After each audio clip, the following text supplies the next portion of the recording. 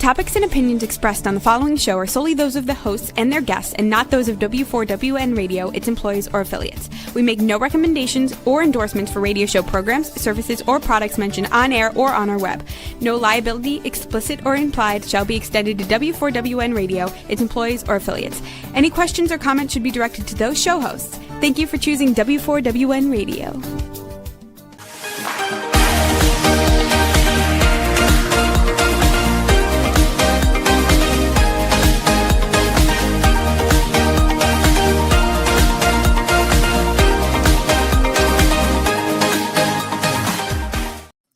Hello and welcome to Fearless, Fabulous You. I am your host, Melanie Young, and this is a beautiful day here in New Orleans, Louisiana, where I currently live. It's amazing here. Like, there is no more humidity. And I just got back from an incredible trip to Italy. As you know, I travel a lot for work, which is I write about wine, food, and travel, and get to go to some amazing places. We are going to have a really fun show today to talk about a place I've actually never been and I want to go. We're going to talk about the Mother Road.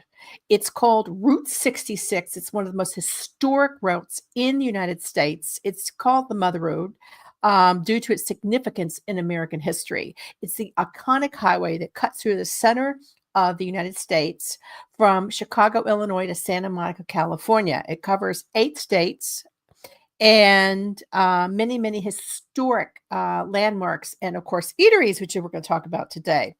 What's neat is this iconic highway, Route 66, was established on November 11th, 1926. It spans 2,448 miles, connecting, as I said, Chicago, Illinois to Santa Monica. And the highway is celebrating its centennial, 100 years. Considering that it has withstood the test of time and all the superhighways built around it, that's pretty amazing. What's exciting for me is I turned 66 this year, and one of my dreams was to drive Route 66 and celebrate my birthday on Route 66. That didn't happen because it's a long drive and I can't do it myself, but I still want to go to, I'd love to do the drive, or at least from parts of it to parts of it, because frankly, with all the global traveling I've done, I've actually seen very little of the heartland of the United States. And Route 66, the Mother Road, really cuts through the heart of the United States. And what's neat about it is you will see many landscapes and also meet some really interesting people who shape America. And we're going to talk about that today and hopefully whet your appetite for travel, but also for food. Because I have with me the author of the Route 66 Cookbook, which is a cookbook that will take you from Chicago to Santa Monica with recipes and landmarks along the way, and interesting stories, facts, and figures. Here's a photograph of it as well. It's called Route 66, the Route 66 Cookbook, America's Mother Road, and the best recipes from its roadside restaurants. If you love road tripping like I do, and you love to discover really cool places from cute and family-owned to totally quirky, you're going to love this book and you're going to love this show. So buckle up, because we're joined today by Linda Lee, who is the author of the Route 66 Cookbook. Linda is an acclaimed author of many books, including the New Camp Cookbook, the Backyard Fire Cookbook, the CSA Cookbook, and the No Waste Vegetable Cookbook, and the National Parks Cookbook, which I'm a big national parks person, so I can't wait to get that cookbook. She has an award-winning blog called GardenBetty.com. It's kind of cool because there's a lot of gardening in there. She lives in Bend, Oregon on a huge piece of property, is really an expert on gardening. She raises chickens. She's like me. She's really into no food waste. And lucky Linda got the contract to write this book because frankly, it's the dream book I would love to write on the dream trip I'd love to take in the United States. So I'm happy to welcome to Fearless, Fabulous You, the author of the Route 66 Cookbook, Linda Lee. Welcome. Hi there. Good morning.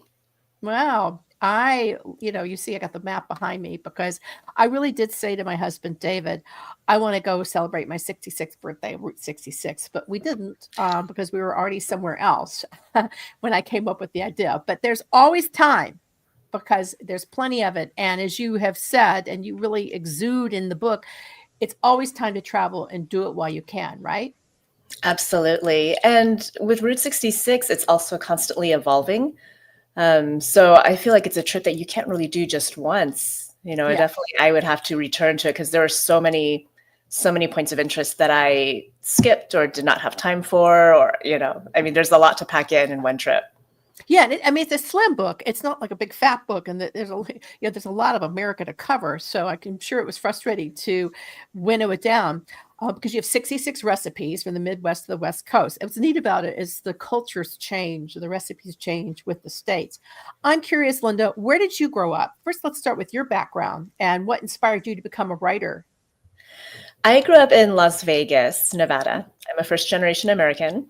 I live in Bend, Oregon now, but in between all of that, I have also lived in Los Angeles area, where I spent a significant part of my life, and I also lived in New York. So I've kind of been all over the country. Have you been working as a writer and author all this time, or did you have another career and switch? I did have another career. I went to school for graphic design, communications, and that's what I actually did for a long time before I started my blog, was web development and graphic design.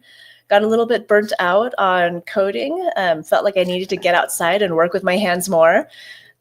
So when I lived in LA, I lived in this beautiful property that was a 1/4 acre, which is kind of unheard of for LA. And it had already a garden that was established on there.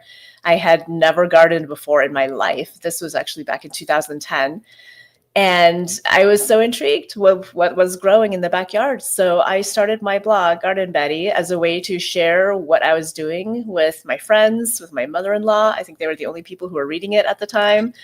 It was just a diary, and I did not think anything of it. And very shortly, that blog became my career. So I pivoted to becoming a blogger, which is nice because it still involves coding and design and the things that I love. I'm very much a tech geek, and I've been working in tech since I was 18.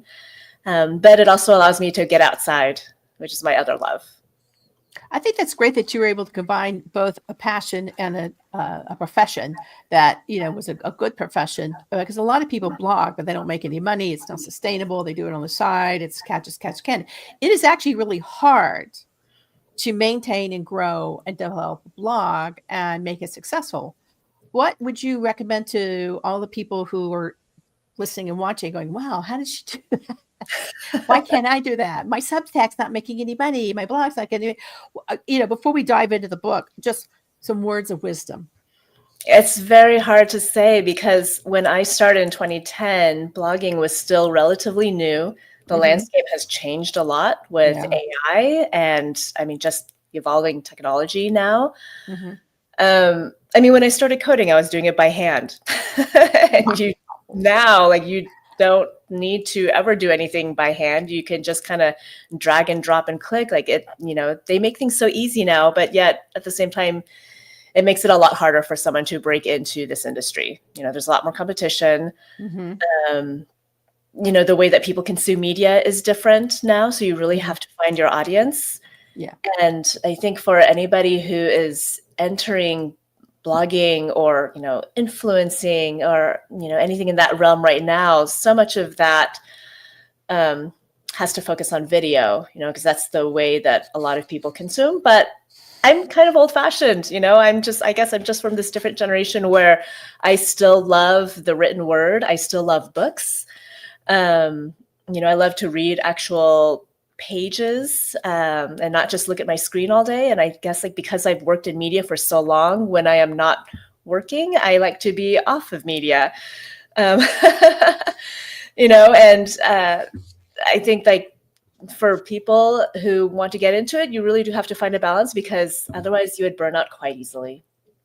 Oh, I am so with you. First of all, we really only started doing video for Fearless, Fabulous You and my other podcast, The Connected Table, recently because we were doing it on Skype and Skype went out of business. And then my people who I work with are like, well, you have no choice. You're going to be doing video, even though we have audio. So it's been an adjustment. But you know what? It's been great because I think our numbers are better, even better because people like to see. It's a challenge because I'm a written girl. I love, books. I'm holding your book right here. When people send me PDFs, publicists, I kind of bristle because I really don't want to read a book on a computer. I like to look at the book, and I have here, a copy of the Route 66 Cookbook, and I have little, I always have little pieces of a napkin and all the pages I want to talk about, because that's what I do. I support public libraries too. I support them, and everybody out there, support your public library. It's more than just books. They're amazing, right? Do you have a great library you go to? I do. Well, we have two in Bend. We're still a relatively small town compared to where I lived before. There's actually an amazing new library that is about to open in the center of town. It's massive. So I'm pretty excited to check that out. But I tell you, in another career, I'd be a librarian. My library is like 3 blocks away. I go there all the time. But what's neat about libraries, you could check out, in some you can check out crafts. You can, I donate all my mother's gift wrapping to the craft place in Chattanooga, the big library there. There's cookware you can check, puzzles. It's library amazing. Also, like you can check out tools and like forest passes and museum passes and things like that from our library. Yeah, we get the culture pass here in New Orleans, and we can go to museums for free. And I don't think people really realize that. Well, you've written a couple of books, and this one is Quarto Publishing. So are all of them with Quarto Publishing? They are, yes. I've been with them since 2013. I've been with Quarto for a long time. They do a good job. I mean, I think there are a couple of books out there by publishers. I can spot them now, and I go, okay, I like them. And there's a few where I want to like slap the publisher and say, make the font bigger. I'm not going to say, I won't say who that is, but I railed on them recently because I couldn't read the book. So this is a fun book. There have been other Route 66 cookbooks if I Googled. So I want to, everybody, it's the Route 66 cookbook, best recipes from every stop along the way by Linda Lee. How, when you did your research, did you decide to differentiate and make this book your imprint for this particular time, which is getting toward the centennial of the highway? Well, this book, when I was pitched this book by my editor, he was seeing it as, I guess the last book that I did was the National Parks Cookbook. And it was different from the ones previous to that because it really did involve me traveling to a good part of the parks that I featured in the book. It's sort of like the recipes are divided between my own original recipes as well as recipes that I got from these iconic national park lodges and restaurants. So when we were thinking about how to structure the Route 66 cookbook, I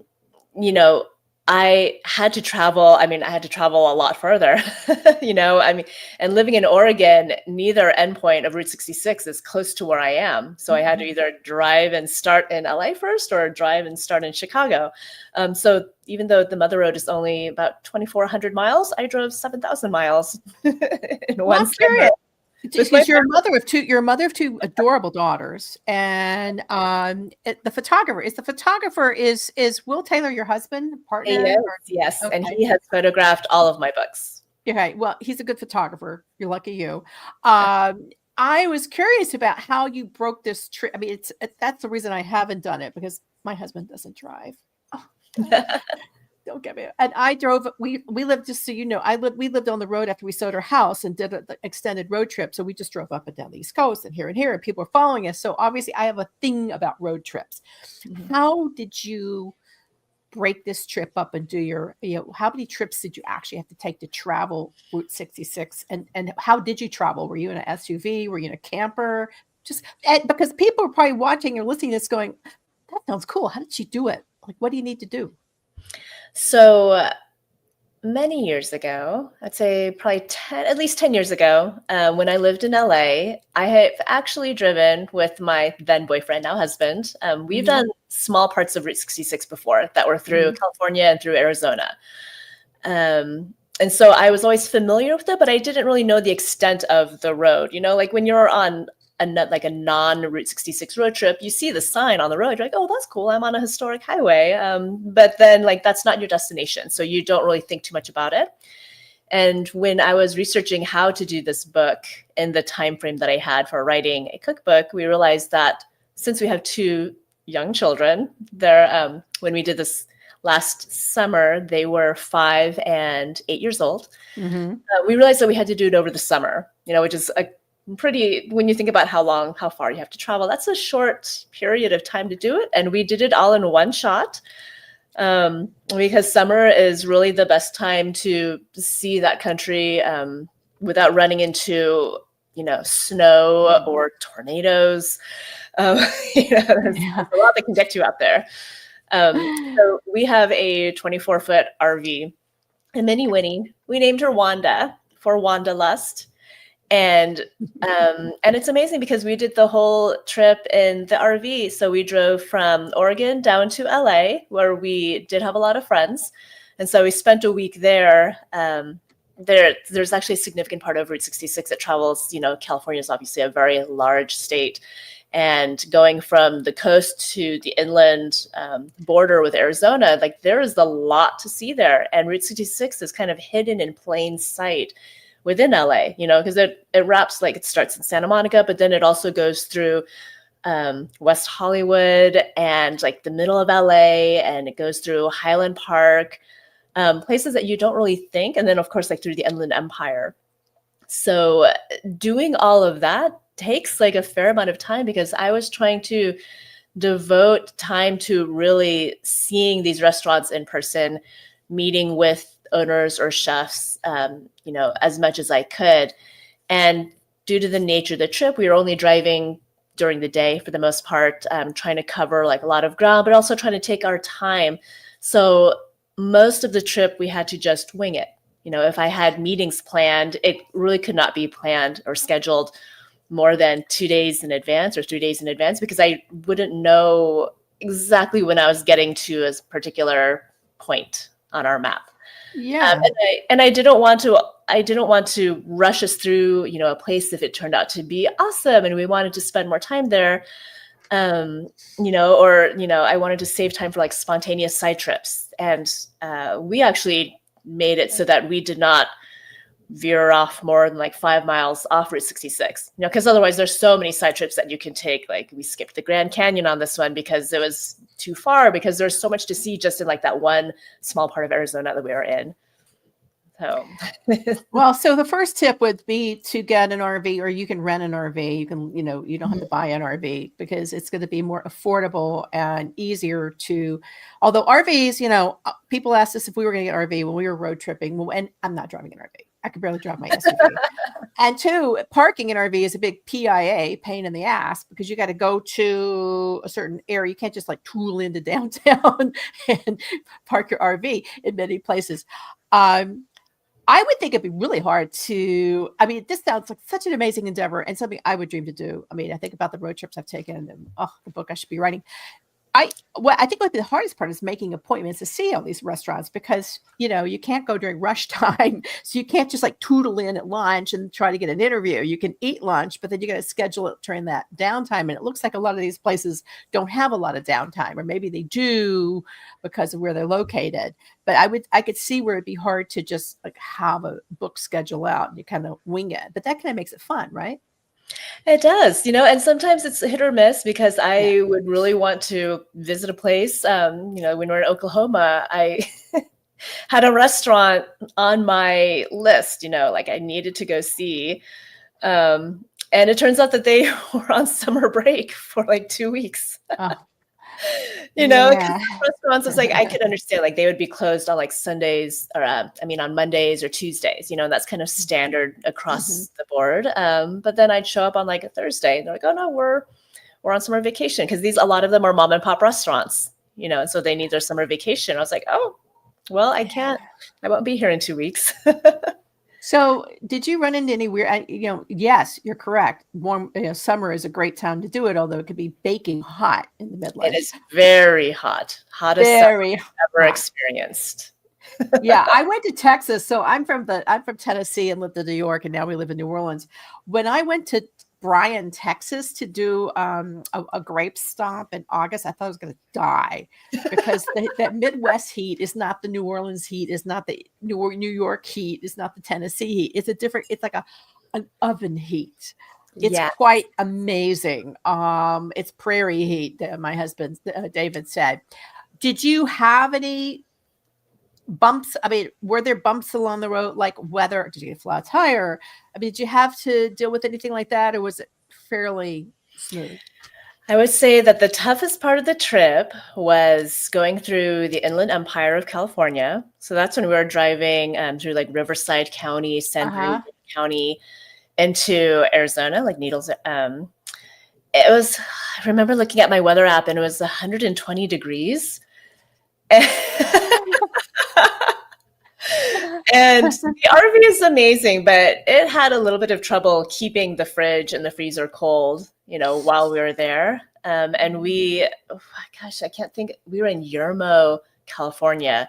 It's the middle of nowhere, extremely hot. And we pulled into a campground there to stop and, kind of let the RV relax for a day. And we were in the pool all day. And the pool was kind of like once the temperatures get to be that way, there's no such thing as like a cool pool. And the girls were probably like, why are we doing this, Mom? I just want to go swimming because, you got young girls. What are the names? Gemma and Ember. And they're just adorable in the book. You have a really cute, I can't show it, but they're you and Jenna Ember like at this big sign in Illinois, Route 66. So it's so cute. So you went from California to Illinois. Yes. Okay. So we did it technically in reverse. Yeah, you did. So we did 8 states, right? 8 states over 2,000 miles. Let's talk about some of the stops and because I love the little storytelling. I thought the recipes were fun. Some of them were really crazy recipes, recipe dishes. And I have to say, one of the things I loved is it seems like every single one of these eating establishments has an amazing road sign or statue as well. So it's not just the food; it's like the landscaping and the photos. It's just incredible. The book actually starts in Illinois and you started in California. Which way would you, let's follow the book. So your first state is Illinois. Now here's what I know. I have been to actually one of the restaurants in this book, the Berghoff. I actually looked them all up on the James Beard Awards, which I started to see who else had become a classic. And there was only one, the Berghoff. None of the others. I couldn't believe it. Even Lou Mitchell's. So let's pick one. We'll pick one from each state and why was it really interesting? What you want to share about it? And we have about 30 minutes, so we're cool. Okay. So in Illinois, I'm going to go with something that's a little less conventional, because I feel like on Route 66 in Illinois, everybody goes to the Berghoff and Lou Mitchell's. They are the classics and icons. Like they've been there for decades. Right. But what I really enjoyed, and keep in mind that I started my trip in reverse. So I went through like a phase of lots of corn dogs, hot dogs, hamburgers, and milkshakes, like my weight in milkshakes. So I discovered this small town, and sometimes sometimes we roll into a town and I'm not really sure what we're going to do there. It just so happens with like timing and how far we've driven, how fast we've driven. We end up in this town. We're still in Route 66. And I was like, okay, well, what's around here? And that's part of the discovery because a lot of these restaurants don't have websites or any kind of web presence or an Instagram or, anything like that. And that's what makes 66 so fun is the discovery once you're actually on the road. So I found this Filipino street food restaurant called Lola's. And I was so intrigued because it is in the middle of nowhere and it's not a region in Illinois where you expect to find a lot of ethnic food. And it's a tiny town. So, what's the name of the town? What is the name of the town? I'm looking it up right now. There were some towns in here I never heard of. I mean, Lola's. It's crispy chicken adobo rings, Pontiac, Illinois. Yeah. So when we pulled into downtown Pontiac, I found this restaurant. From the outside, it doesn't look like much compared to other 66 restaurants. There's no muffler men outside. There's no big sign. It's like it's in a old strip mall. But we walked in and it was so cute inside. And the owner, Anna, happened to be working there. And a lot of times I don't introduce myself right away because I just want to be treated like a normal customer, you know, and enjoy the food. And so when I walked in, we ordered some of their main dishes, and the crispy adobo chicken wings was one of them. We also had a few other things like noodles, pork belly. I mean, the food was absolutely amazing. It is just the type of like home cooked food that you crave when you've been on the road for a while, even if you haven't been on the road for as long as we have. It's just nice to go into a restaurant where it feels like it's got like such a great family vibe as far as the people who are there, because it's, you know, like Lola's is a place where it really depends on the locals, not tourists, you know, which also makes it different. I would think a lot of these restaurants are like that because they're in such small. I mean, Pontiac, who's ever heard of it, right? The one that caught my eye was in Springfield, and it's the Morel Mushroom Pie because it's Muldaner's restaurant. Oh my God, that looked amazing. I mean, I didn't know, I really haven't been anywhere except Chicago, so I learned a lot about these, you know, tiny little places like Litchfield, Jew Belt's Bakery and Restaurant. You know, never heard of some of these places. There's a lot of pastry in the book too, by the way. Yeah. So then we go now. That was Illinois. There's some. I thought the butter spritz cookies look kind of fun. I haven't tried anything because I just got back from Italy. But what's nice is I don't see a lot of pasta in here. And right now I'm off pasta for a while. But Weezy's coleslaw look kind of good. So then we go to Missouri. Okay, my dad was from St. Louis. You have a beautiful photo of the arch. Thank you, Will. Beautiful photo of the arch. I went to St. Louis quite a bit as a child. I remember the Crown Candy Kitchen, which is in the book, and the Heavenly Hash. I happen to remember that. What is in the state of, and you have something called the Heart Stopping BLT. I'll let my husband can eat that one. I don't eat meat. I'll let him eat anything. I'm like, you know, eat away. And then what I also like was they did this in Chattanooga where I grew up, the Curly Q Dog in Brentwood, and they cut the hot dog up, and they did this at this, I think the Dairy Queen in Chattanooga, and they cut the hot dog up, and so it turns into a little circle to go on the hamburger bun. And it's Nathan's Famous Frank. And I'm like, wow, I remember that as a child. Yeah, so that place, the Curly Q Dog, at Carl's Drive-In, we really love that place because it's this very small drive-in restaurant where it's kind of you can enter the building from two sides because they have booth seating, counter seating, and you only get, I think, like 8 seats on each side of this counter, and then their kitchen is right in the middle. And from there, we sat next to Pam, who was dishing up all of the hamburgers. You know, and you can like watch them make your burger, and then they have IBC root beer there, and they have the original formula that was given to them decades ago. And so you're just sitting at this counter eating the Curly Q Dog or like a smash burger. And it's so simple, but it's so fresh because I guess it's because you're watching them doing it. And it's just so efficient. Like they do what they do it really well. And it's one of those places where people are like lined up at the door, you know, like waiting for you to finish to like claim one of those. It's like 16 seats, you know, on either side of the building. That's small. Yeah. It was very small. You probably can't make reservations at a lot of these places. I think they're supposed to just pop in. You do. Yeah. A lot of them, I guess like in the book, like half of them would be very casual, fast places. And the other half are like really nice sit down restaurants. And so you do have like your pick, you know, of what you would like to try. I like this one. We're on 66. It's in Cuba, Missouri, right? And the recipe is cream of chicken and wild rice soup, which sounds pretty basic. And easy to make, and it looks delicious. The type of thing, and it was called the 4-Way because it was a filling station. A lot of these buildings were something else, and maybe they become an eatery or they were part of something else. Because I would think when you're on this historic road, you got to do more than just serve food sometimes, right? Well, a lot of, 66 has evolved a lot over time. Back when in the heyday, 50s and 60s, they were filling stations or motor courts, like motor lodges, because they were catering to the needs of the people who were traveling along 66. Right. Nowadays, you have the interstate, so people are really driving on these freeways and not on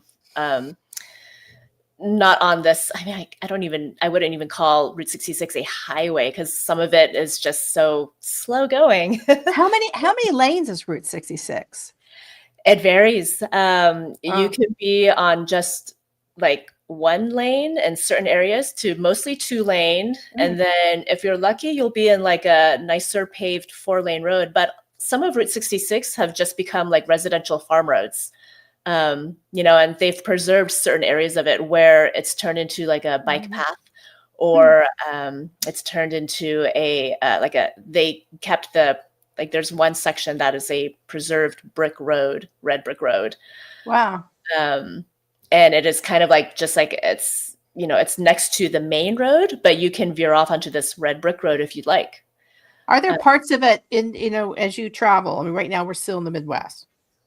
Does it change and get more highway-ish when you get out to the far west? Oh, definitely. Yeah. Then once you get into the far west, like in California, it becomes like completely paved, and you're going through a city.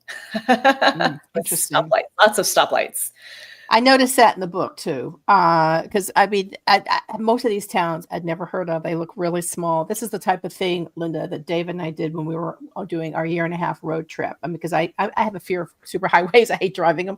So we go off the highway, drive the small ones, and whenever we see anything that looks interesting, quirky, and foodie, like a family-owned little bit, we would swerve in and just have, I'm writing about it right now. We would just have something to eat, photograph it, and go, I love this place, So this is really great. So we're in the heartland. We're still in Missouri. I feel like I need geography. And I want to say that, like depending on where you live in the country, you can really start the route from either end. But it's really nice starting from Chicago, because Illinois, they've really got it figured out as far as the signage and marking all of the points of interest. Good. Like they have a Route 66 commission in Illinois, and they really care about preserving the road and the history there. And so you absolutely cannot get lost. I did. There is a website. I mean, because there is a Route 66 because they're doing a centennial. So there is a lot when you go on to do your research. So I think that's helpful too, if somebody wants to really plan a trip. I can think of all sorts of marketing things I'd be doing around this. Carthage, I've heard of Carthage, Missouri. Moms use strolls. Kansas, I have never been to. I accidentally joined the World War I Museum in Kansas City, thinking I was joining the World War II Museum in New Orleans to go to a Great Gatsby party. And I got all dressed up to go to the Gatsby party. And as we're preparing to go, I said, David, check out the parking lot because there's pre-parking. And he went on the website. He said, Melanie, this is in Kansas City. And I realized I literally bought a membership to the World War I Museum, and I'm all dressed up in my Gatsby gear to go to a party that was in another state. So I keep saying to David, we need to at least go to Kansas City because I'm a member of the World War I Museum. So the only thing I knew about Kansas City, besides the cocktail scene in Kansas City and the J. Rieger and Stroud's choke your own chicken and barbecue, I'd never heard of any of these places. So talk to me about Kansas, because really I don't know a lot about Kansas except Dorothy. I feel a lot of people would probably echo that, especially because Route 66 only goes through 13 miles of Kansas. What is a short chapter? It is a short chapter. There's still a lot to see there. They do a good job of, really leaning into that Route 66 aesthetic. So, Cars, the Pixar movie that has all of the, there's like all these little animated cars, and it talks about preserving this town called Radiator Springs. It's one of my kids' favorite movies because we watched it before we went on this trip.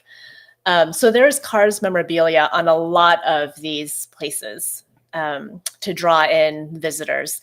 And Kansas has lots of they have like these model cars that mimic the actual cars from the movie, just kind of like posted up as like their city art along the roadway, which makes it really fun. Yeah.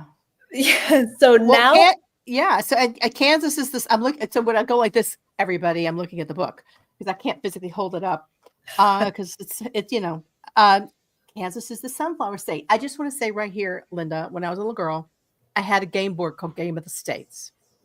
And I love that game board more than any of my other game boards because I learned about all the states and I planned road trips and I saw Route 66. And my dad was so proud of me that this is a great thing to do, parents. He signed me up for every tourist commission visitor center in the United States to send me stuff.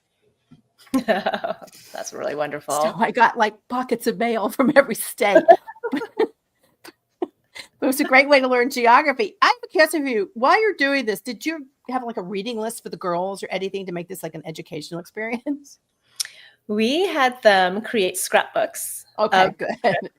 Good. So we had like all the different supplies for them in the RV, and every place that we went, they would we would collect lots of memorabilia, like receipts or stickers, stamps.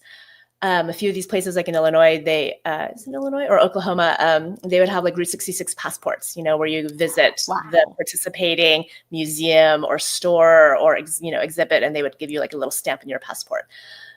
So the kids did a lot of that. They also, we visited a couple of national parks, and they did the Junior Ranger badge program, they did at the Gateway Arch.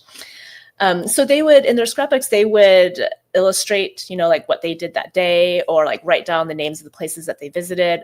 We also had Polaroid cameras, so I could like print the pictures up for them right away of where we were, and they would just like paste it into the scrapbook, all old style.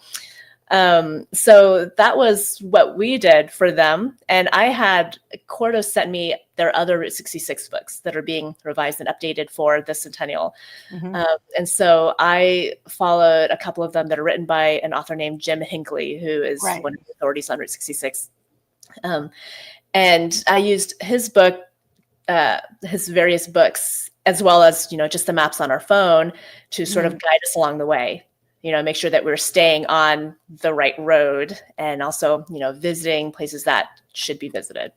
So the other books were helpful for you, because I was wondering about that, because, when I went on to Amazon and did some Googling, the other books kept coming. No, this isn't the right one because I have the book right here.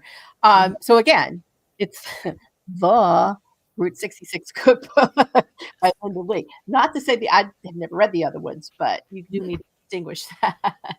Yeah, there is another Route 66 cookbook that was published a while ago by Marion Clark. Yes, she has since passed away. And I've looked at her book too before I started mine to see like what she was covering, which is how I was able to differentiate my book from what was already written. Because she's how'd you do that? What were some things you thought you needed to do or wanted to do? My book follows more or less a similar formula as my other books. We really focused on photography.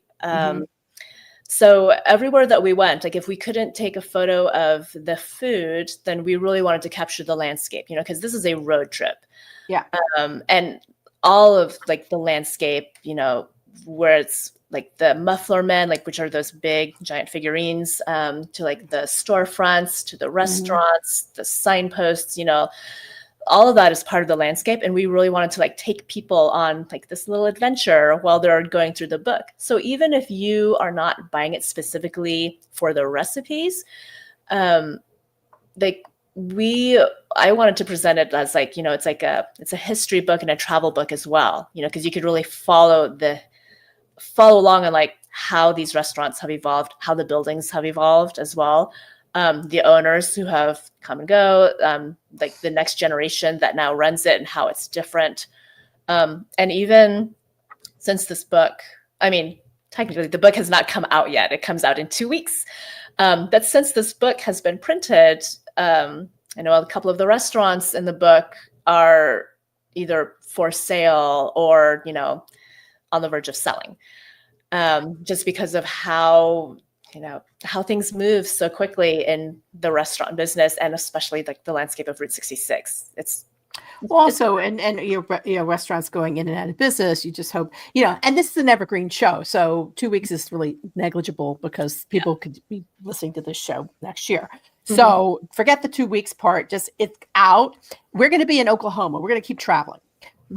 We're in Oklahoma I know nothing about Oklahoma, but David, my husband, loves the Sooners. Not that he's ever been to Oklahoma. He just adopted the Sooners because his college, AU, American University, did not have a football team. So we watch a lot of Sooners.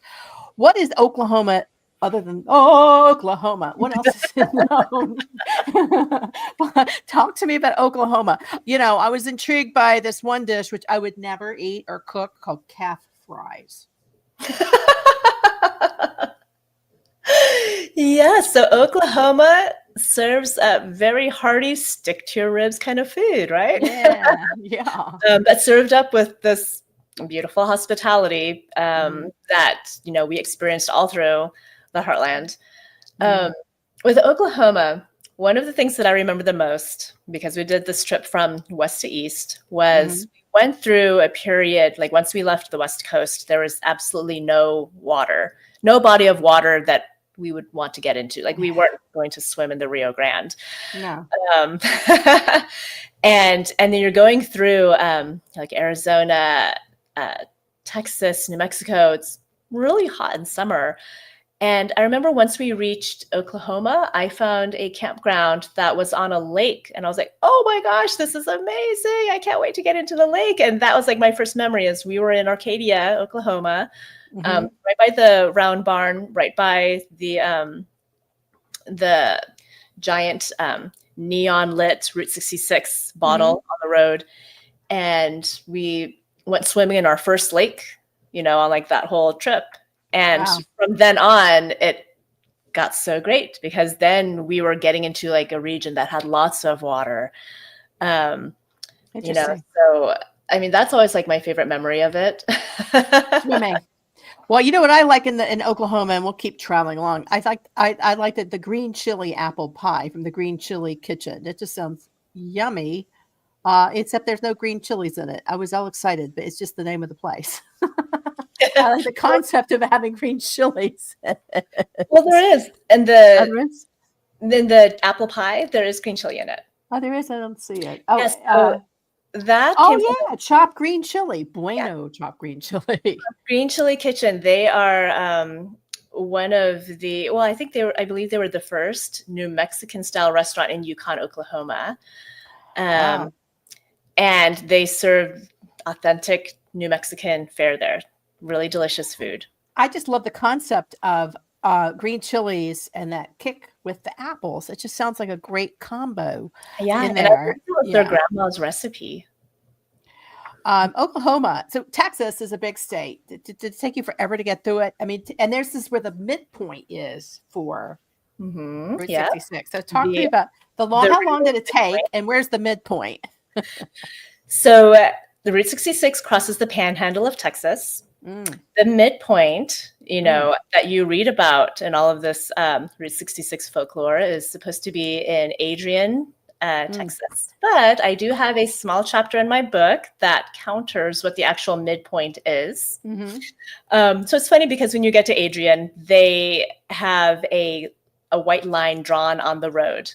And there's a selfie stand across the highway from the Midpoint Cafe. And they're like, this is you have officially reached the middle of Route 66. And you can take a picture and it's actually really fun. And the Midpoint Cafe serves up delicious pies. They are known as ugly crust pies because that was their origin of how it started. But nowadays the crust is actually quite beautiful. I make ugly crust pies naturally. I can't make a decent pie crust, period. I make ugly pie. When I was making the pies because I do make all of these recipes and then I photograph them for the book, I was like, oh, thank God that's an ugly crust pie because I'm not the best baker. Yeah, it's hard. You have to really baking, unlike the stuff that my husband does where he just tosses stuff in. Baking's a science. You got to follow the rules.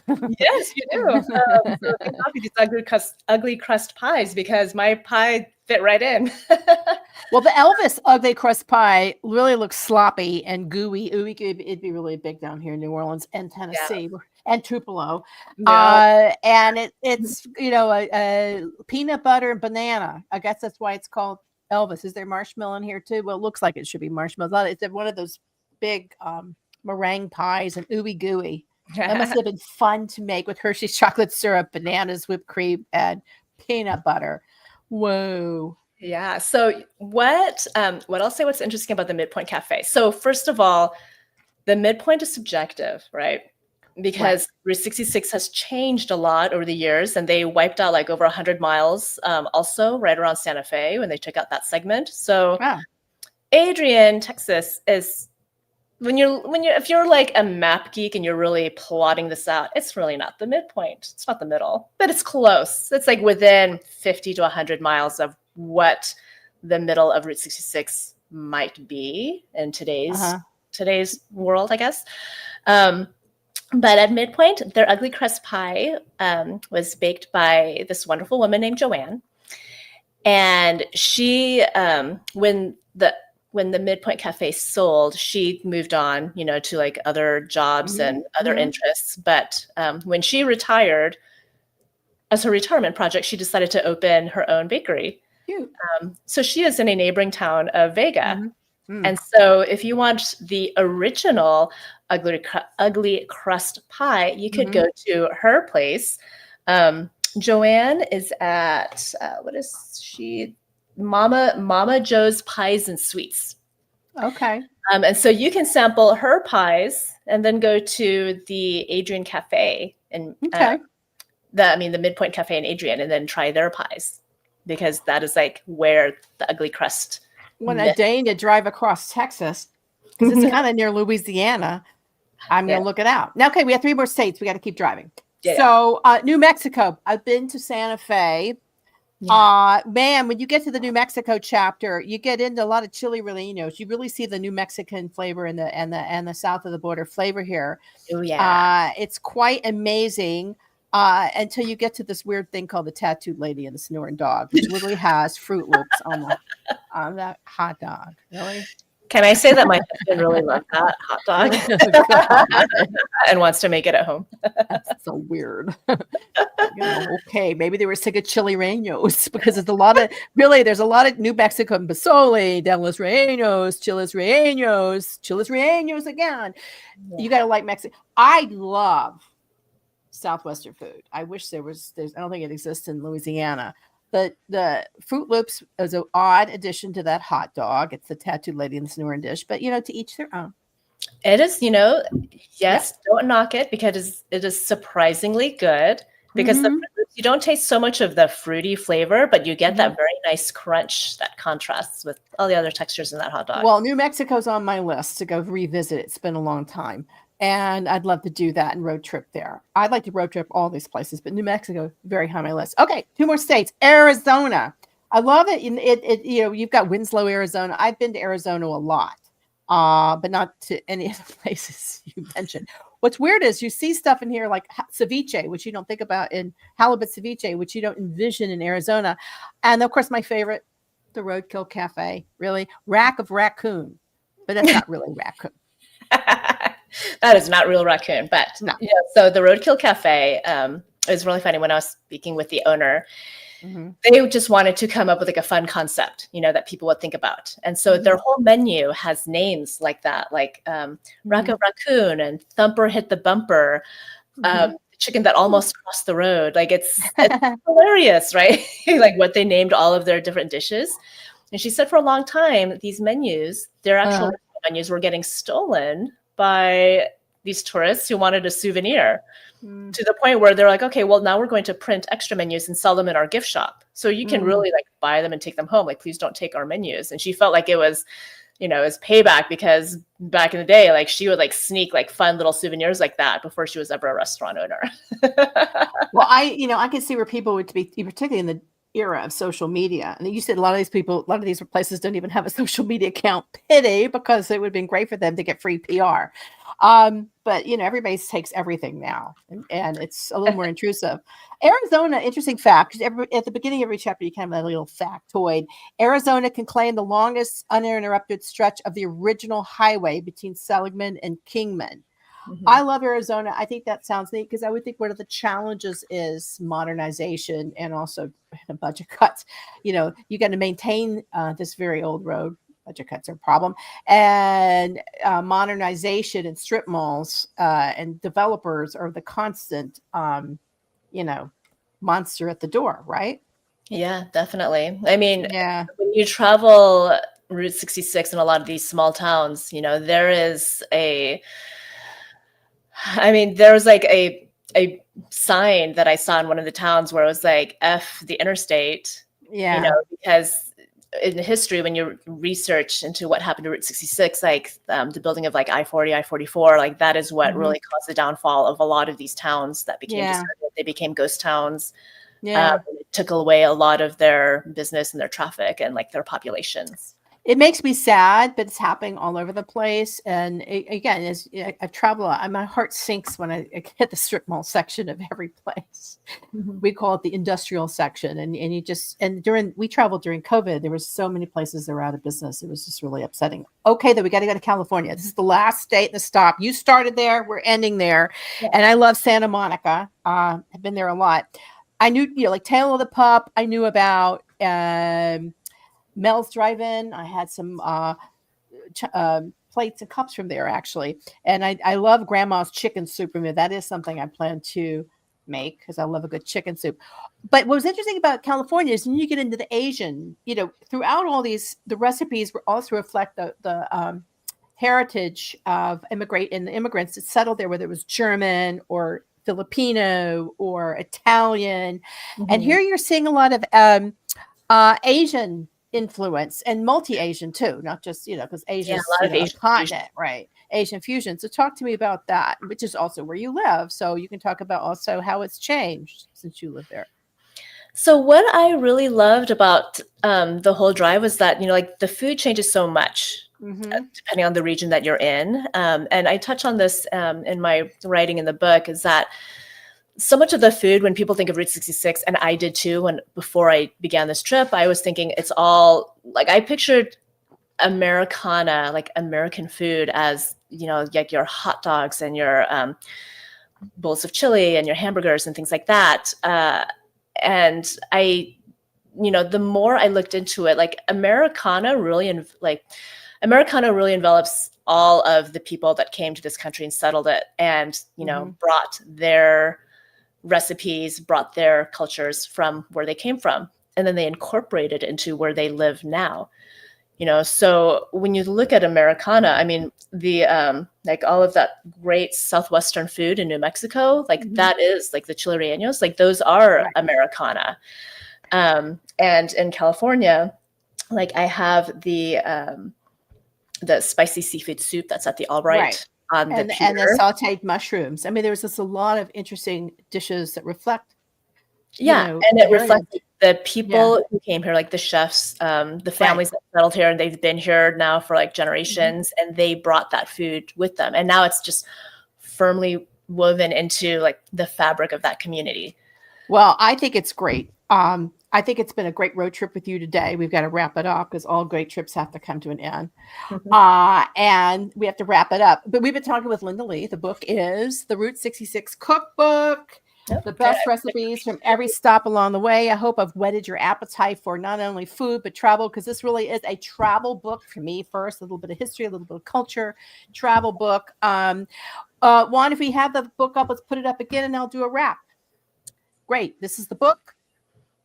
Take the trip and Linda, thank you. I want to thank you for sharing your enthusiasm with me today on Fearless Fabulous You. Listen, everybody up. I hope you'll take a trip, have some adventure, step out of your comfort zone, because life is too short just to sit on your butt all day and dream about doing things you want to do. Just do it. Because as I always like to say at every show, and every show, you have a choice in life. Choose to live on your terms and not on terms set by you by other people. Always choose fearless and fabulous, and always stay curious and ready to hit the road. So may all your future journeys be a good one. Congratulations. Thank you so much. Thank you for joining me. Thank you, everybody, for joining me. I can't wait to plan my next road trip. Never know where I'll be hitting the road. Thank you.